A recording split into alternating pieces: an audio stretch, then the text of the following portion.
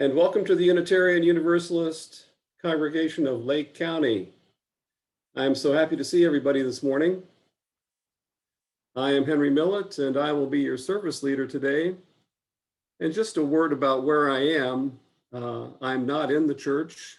This is a background provided by Zoom, but maybe not too long in the future, we will be back in the church, and we'll all look forward to that. Our guest speaker today is Reverend David Crump with the message entitled, Going to the Mountain, a meditation on geography and spirituality. David's been with us before, but I'd like to say a few words about him anyway, so that if anybody doesn't know who he is, you'll now find out. David was born in the US, but he grew up in Brazil, the son of missionary parents. Over the last 30 years, his personal sense of calling has taken him to church ministry in a Native American community and to lead management roles with several nonprofit organizations.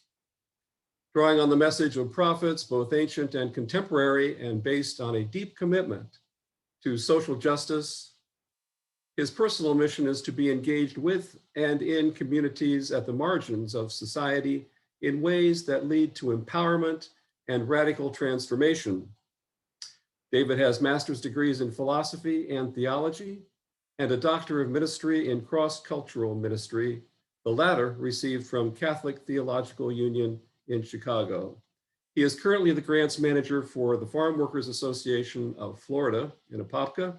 We welcome David back and look forward to his message. And a word about his message, David's here today. You can see him in the gallery and you'll see him later. But his message is recorded, so be aware of that when he starts. You won't see him in person until a little bit later in the service. This service is being recorded, except for joys and concerns and the discussion after the service. If you want to listen to any of the messages from earlier services, they are on our YouTube channel, which is UUCLC Office, which you can access on YouTube or easily access from our website. The chat box on Zoom is open, and you can take some time at this point early in the service to enter a joy or concern for reading during joys and concerns. You may also take time to enter a donation in the funding link, which is in the chat box. Does anyone have any announcements this morning?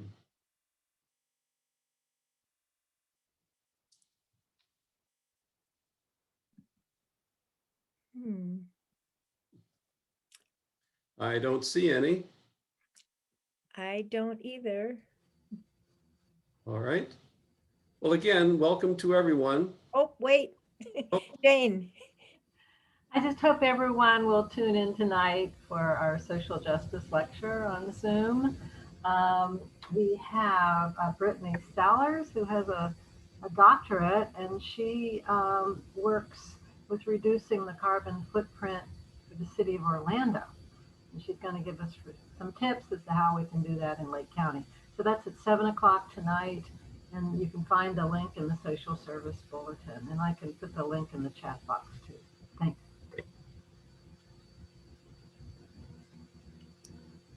And you need to pre-register, right? Oh, yeah. I'll put the link for pre-registering in the box. I don't see anyone else, Henry. All right, thank you, Christy. Again, welcome everyone. Let's take a moment to remember our mission and vision. Our mission statement states that we are a non-creedal fellowship that works for a just community and fosters a lifelong search for personal spiritual fulfillment. That is our mission. Our many activities here at UUCLC, like Sunday services, the Dharma group, the meditation group, the Tai Chi group, the anti-racism group, covenant groups, the UUCLC singers, and social justice initiatives move us toward our vision. And our vision states that with the guidance of dedicated and compassionate leadership, we will be known as a thriving, dynamic, liberal, and welcoming congregation that offers sanctuary to our members and the community at large. We will serve as a beacon to open-minded individuals by fostering justice, peace, and equality in all that we do. That is our vision. We invite everyone to join us to participate in our mission and the activities which drive us toward our vision. And if we have any visitors here today, we would invite you to join us as well. If you are a first-time visitor or perhaps returning after an absence, I invite you, if you wish, to wave your hand at the camera so everyone can see you. A member of our tech staff will call on you, and you may then unmute and introduce yourself and tell us what brought you here today. Are there any visitors?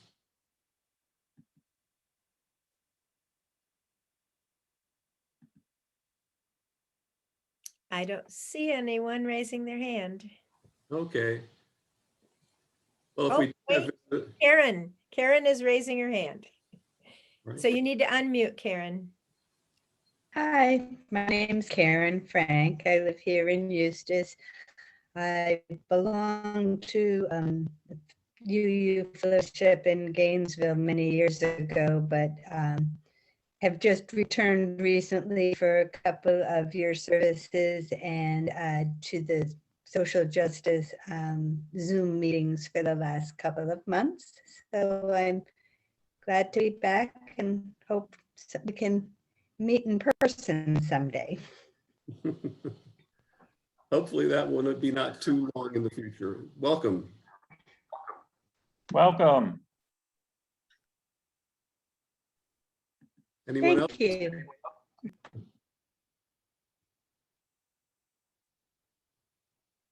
I don't see anyone else, Henry. All right, thank you. If we have any, and to Karen, of course, especially, we're honored by your presence here and hope you will come again. If you are interested in receiving more information about our congregation or Unitarian Universalism, please call the church office or send us an email. An easy way to find us on the web is to put Lake County UU in your web browser, and it will take you right to our webpage, which has all our contact information. That information is probably in the chat box as well. Opening words this morning. Our opening words are a stanza from the poem Wilderness by Carl Sandburg. There is an eagle in me and a mockingbird, and the eagle flies among the rocky mountains of my dreams and fights among the Sierra crags of what I want. And the mockingbird warbles in the early forenoon before the dew is gone, warbles in the underbrush of my Chattanoogas of hope, gushes over the blue Ozark foothills of my wishes. And I got the eagle and the mockingbird from the wilderness.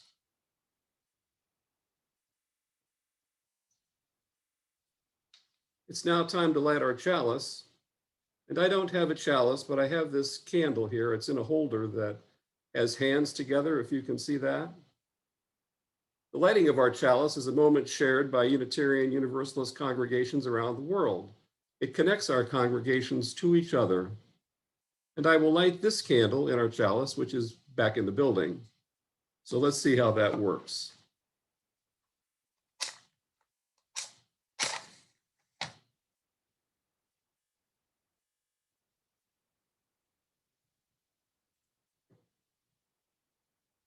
There's our chalice.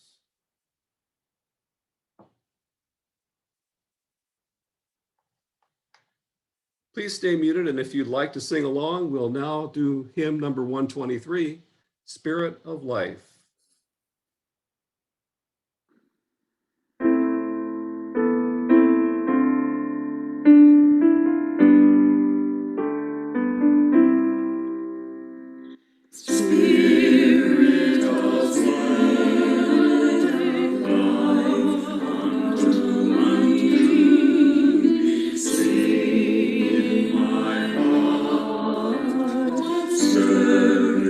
Come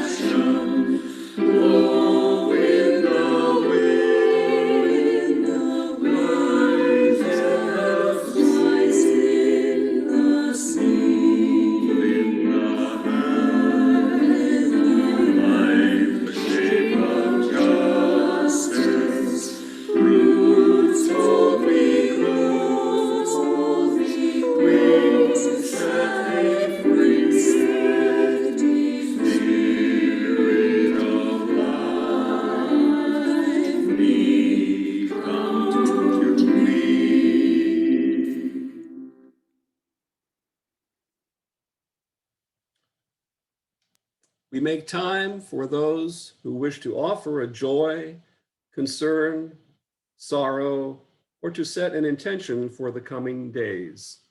This portion of our service will not be recorded. Those things named, and for all those that are too tender to speak, we collectively hold them in the light of our compassion and the warmth of our community.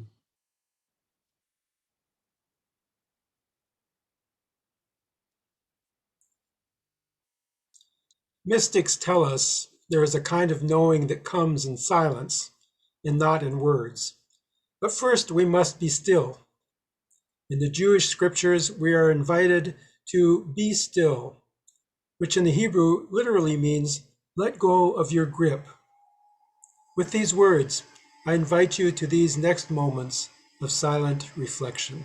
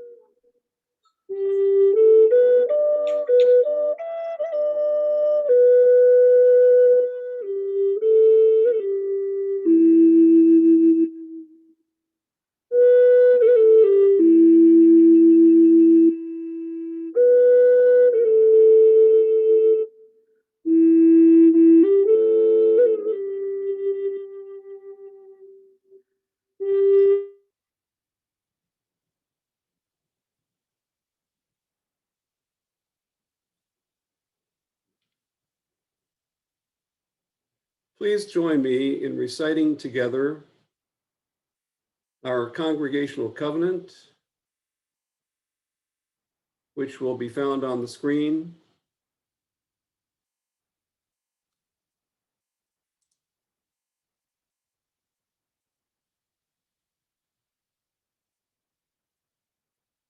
Love is the spirit of this church, and service is its law. This is our great covenant, to dwell together in peace, to seek the truth in love, and to help one another.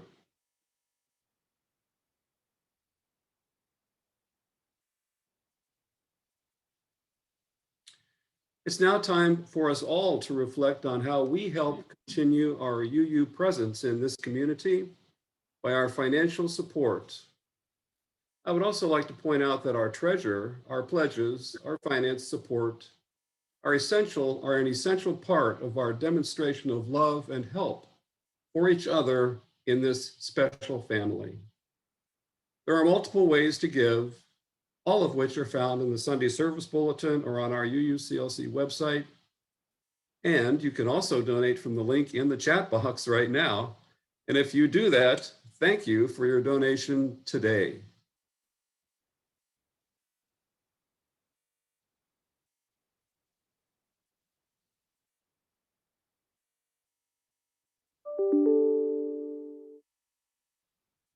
We shall be known by the company we keep, by the ones who circle round to tend these fires.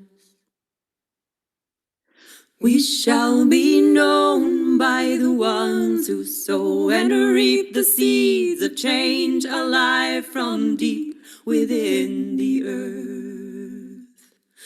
It is time now. It is time now that we thrive. It is time we lead ourselves into the well.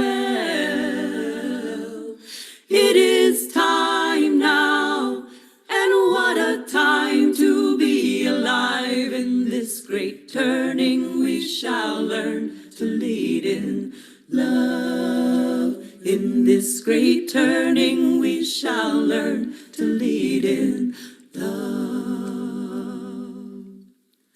We shall be known by the company we keep, by the ones who circle round tend these fires. We shall be known by the ones who sow and reap the seeds of change alive from deep within the earth. It is time now. It is time now that we thrive. It is time we lead ourselves into the well. It is time now, and what a time to be alive. In this great turning we shall learn to lead in love. In this great turning we shall learn to lead in love. We shall be known by the company we keep, by the ones who circle round to tend these fires. We shall be known by the ones who sow and reap the seeds of change alive from deep within the earth. It is time now. It is time now that we thrive. It is time we lead ourselves into the well. It is time now, and what a time to be alive. In this great turning we shall learn to lead in love. In this great turning we shall learn to lead in love. In this great turning we shall learn to lead in love. In this great turning we shall learn to lead in love.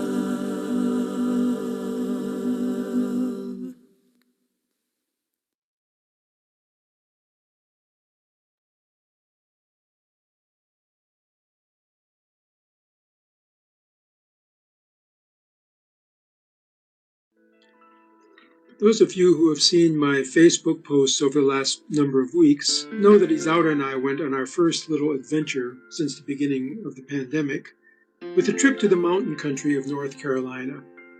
Just a note, I took some of the photos shown in my message this morning, but not all of them. Focusing on the outdoors, Isaura and I spent much of our time driving sections of the Blue Ridge Parkway, enjoying the expansive views from many scenic overlooks along the way, including making our way to Mount Mitchell, the highest point east of the Mississippi. For many of us, there's just something about mountains, right? I remember as a kid, me and my brother and buddies climbing a flat-topped rocky butte not far from our home. It wasn't so high, but it was a favorite place to go for a boyhood adventure. And from the top, what a view! In the vast outback of Brazil, we were able to look in every direction and see the whole world. And as I wrote in my blog a few years ago, above us we felt ourselves enveloped by the brilliant curved expanse of the sky, looking much like a giant sapphire bowl set upside down upon the earth. Another fond memory is one of driving with a group of friends, the highest paved road in the United States, to the top of Mount Evans, Colorado, elevation 14,132 feet. I remember we parked in the little parking lot and then scrambled up a couple hundred feet further of rocky terrain to the very peak. And looking west from there, incredible. The layered ranges of the Rocky Mountains extending as far as the eye could see, all the way to where the earth touches sky. One other place I would like to mention that holds a sense of mystery and awe for me are the Grand Tetons. Years ago, my son and I spent a beautiful week in the shadow of these giant, mysterious, fog and snow-covered peaks. Anthropologists tell us that the geography in which people live influences significantly how they perceive the spiritual or the divine. They say that spirit or deity tends to be more localized and specific for people who live in closed microcosms, such as a dense forest or the obstructed surroundings of a dense urban setting. By contrast, for people who live in an open microcosm, such as grasslands or mountain environments with vistas, spirit or deity are perceived as more expansive, more transcendent. Growing up in the open, rolling grasslands of the Brazilian Cerrado, my own sense of spirit has roots in this broader perspective of unobstructed geography.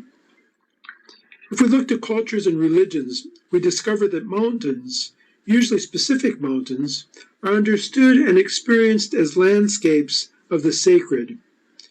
On the other hand, and this comes from a book by Professor of Theology Belden Lane titled Landscapes of the Sacred, it is also the case that it is not so much the height or grandeur of the mountain that makes it holy, but our perception and memory of a place where we have sensed a connection to the larger noumenal mystery. In other words, an internalized sense of the sacred that we layer onto the geography. Professor Lane writes about a day hike along various paths around Mount Rainier in the Pacific Northwest, a mountain whose true name, according to local Native Americans, is Tahoma, the mountain that was God. At one point, moved by the place, in awe of the dense surroundings of Douglas fir and the moist, moss-covered earth, Professor Lane removes his shoes and socks. Letting my feet sink, he writes, into the cold, marshy greenness, a sacred place. I am reminded of the story of Moses in the Jewish scriptures. Tending his father-in-law's flock of sheep, he comes to a place known as Horeb, the mountain of God, where he sees a bush burning, but not burning up. As he approaches the bush, in curiosity, he hears the voice of God speaking to him from within the bush. It instructs him, "Do not come any closer. Take off your sandals, for the place you are standing is holy ground." And it is there, in that sacred place and moment, that Moses receives his life mission to lead the Jewish people out of slavery and to liberation, and the land flowing with milk and honey. Rather a contrast with the current Israel that we hear about on the news, but that's a conversation for another time. So my desire this morning is to weave two things together: the sense of awe and encounter with the sacred that can be experienced when enjoying mountaintop vistas, together with the height of centeredness and mystery that can be found within ourselves and in spiritual practices. For the latter, I would like to share a couple of meditative movements that are part of the Chinese healing and spiritual practice of Qigong. For the sake of transparency, I am not an expert, just sharing movements that have been healing for me. The first is titled, Mo-tzu Strokes the Beard. Mo-tzu lived in the 5th century BCE in the Shandong province in the eastern part of China. The highest point in the province, standing at over 5,000 feet, is Mount Tai, one of the 5 sacred mountains of China. Mount Tai has been a place of ceremony and worship for over 3,000 years, and at its summit today stands the Buddhist temple known as the South Gate to Heaven.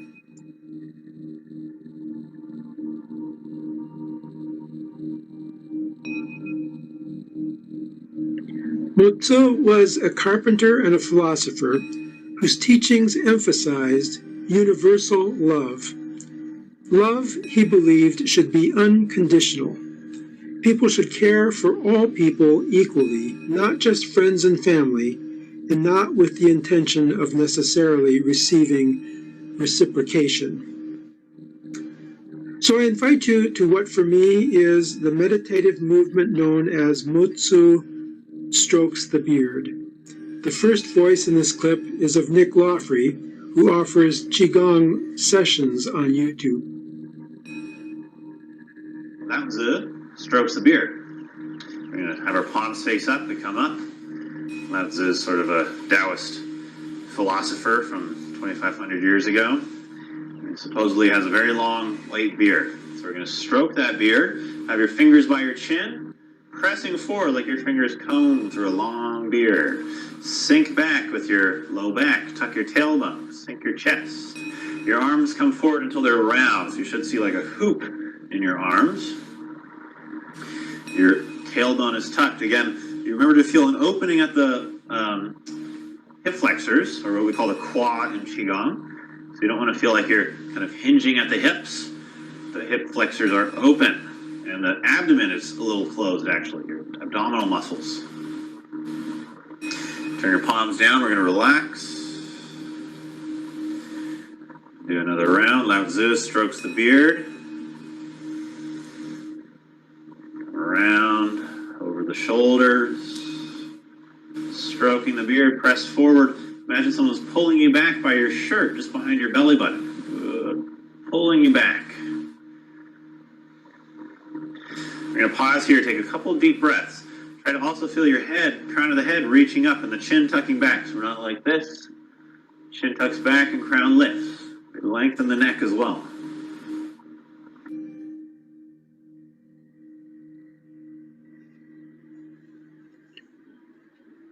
Take a couple more deep breaths.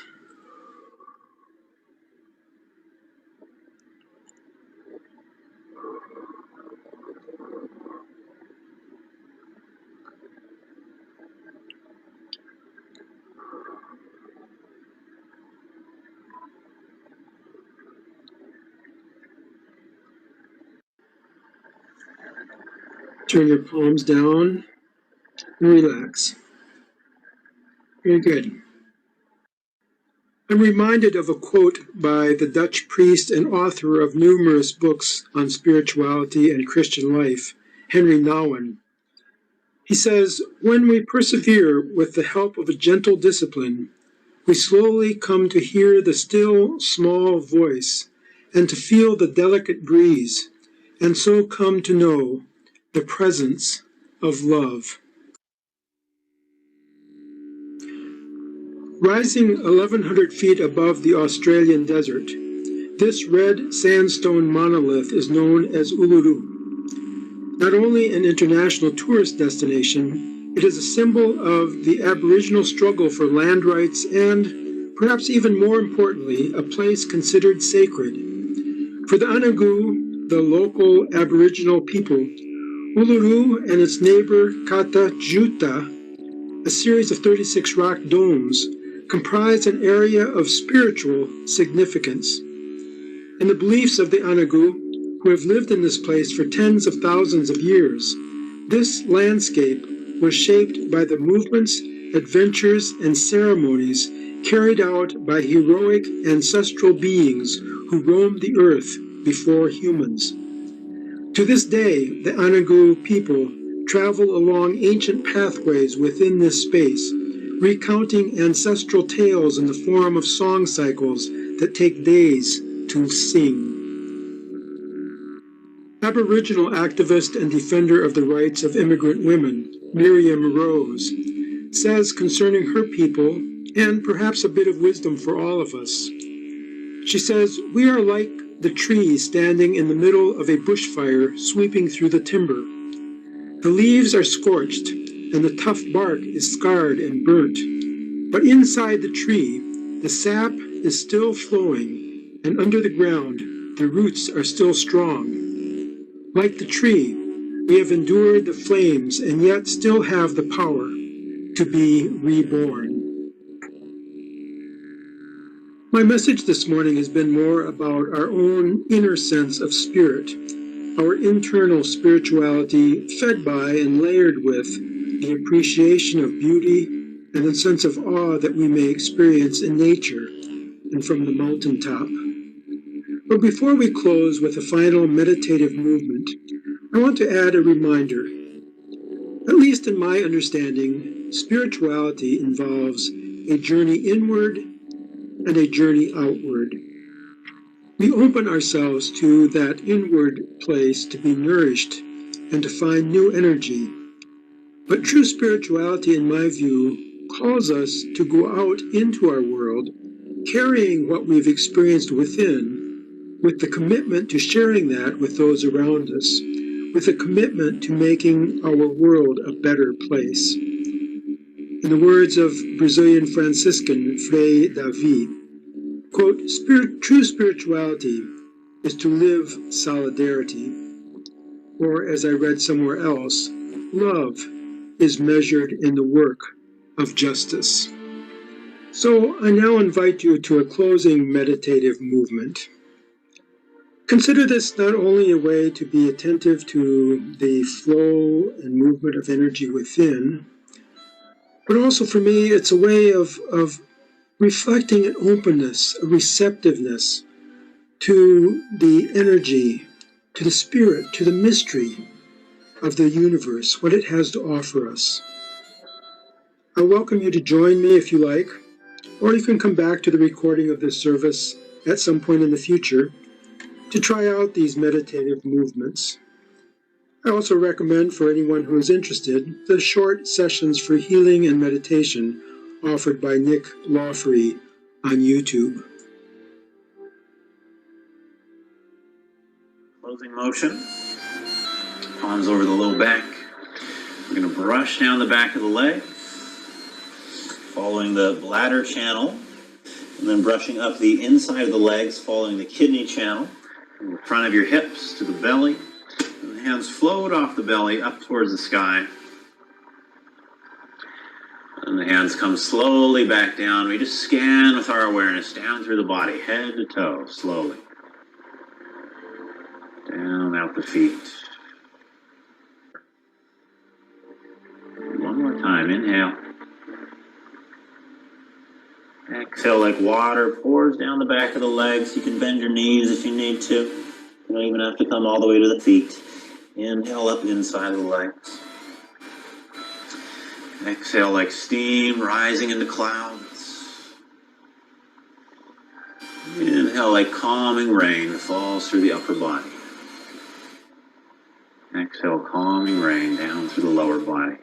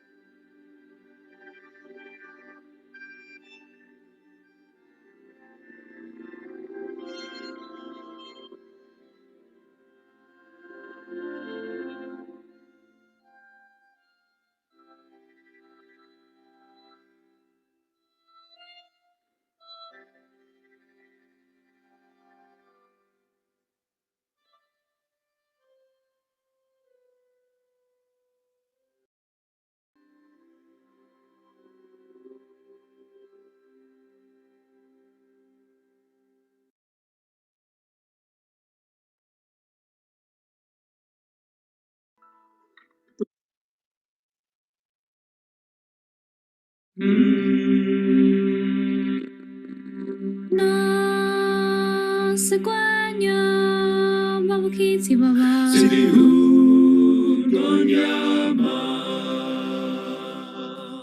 na sequanya mabukiti baba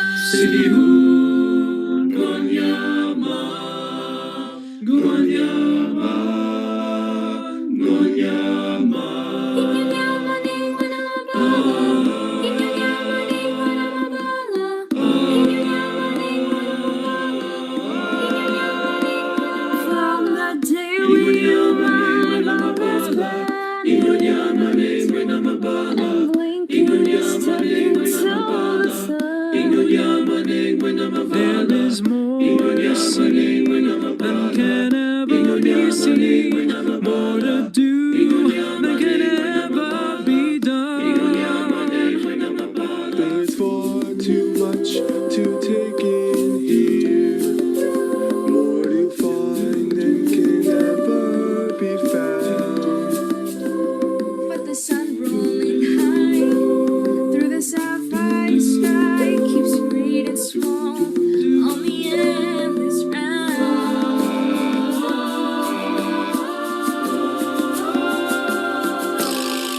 It's a circle of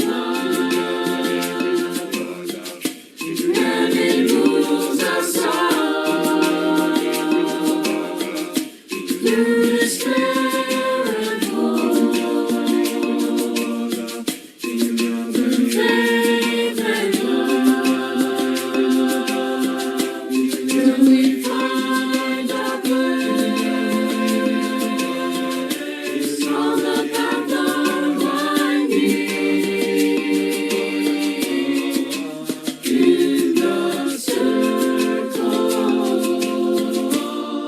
In the circle of life. Ingonyamaning wanamabala, ingonyamaning wanamabala, ingonyamaning wanamabala, ingonyamaning wanamabala, ingonyamaning wanamabala, ingonyamaning wanamabala, ingonyamaning wanamabala. It's a circle of life, and it moves us all through despair and hope, through faith and love, till we find our place on the path unwinding.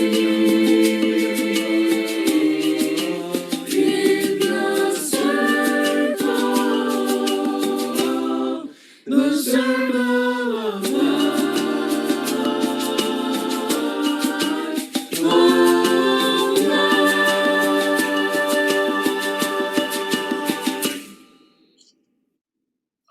I feel like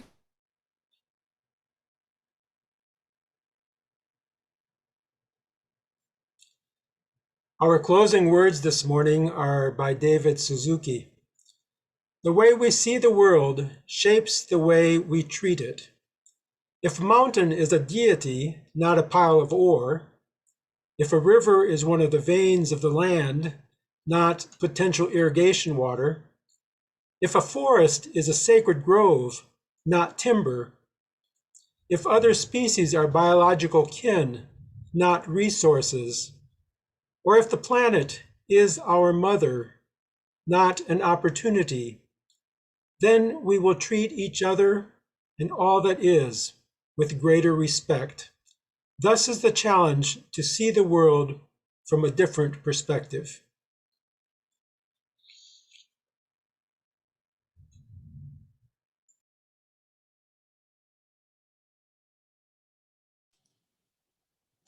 I will now extinguish the chalice with the words of Struggle and Joy by Vince Bass. Every day brings struggle. Every day brings joy. Every day brings us the opportunity to ease the struggle of another and to be the joy in another's life. May this flame remind us to carry our light to each other and to the world.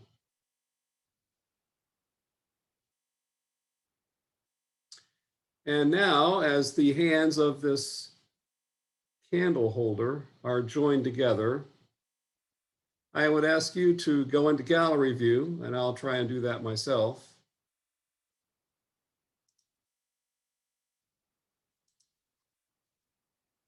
And hold hands virtually as we do our exit music to the sound of weave.